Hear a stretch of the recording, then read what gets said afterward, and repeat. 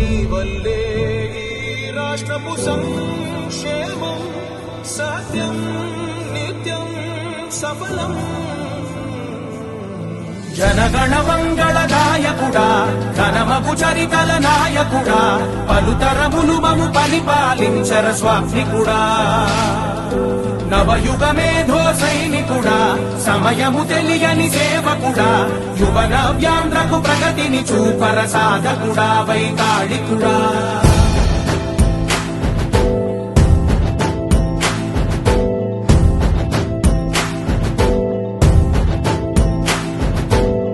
ప్రతి ఇల్లు నిన్నే నిన్నే పిలిచింది,